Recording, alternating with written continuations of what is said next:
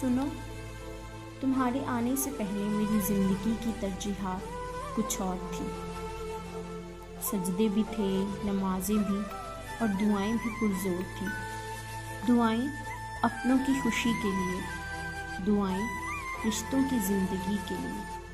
خود کے لیے کوئی سپنا نہیں تھا، زندگی میں کوئی خدشہ نہیں تھا۔ ایک لاؤبالی پن تھا، اپنی ہی موج میں من تھا۔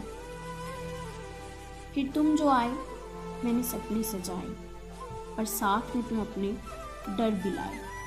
ڈر تمہارے کھونے کا، مجھ سے روٹھ جانے کا، مجھے چھوڑ جانے اور کسی اور کے ہو جانے کا۔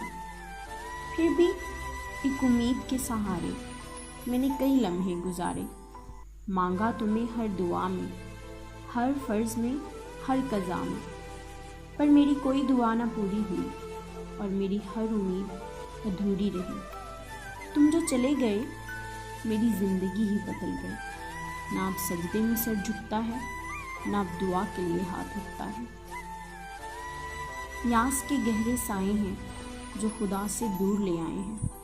نا امیدی ہے مانند کفر، دل پہ جیسے لگی ہے مہر۔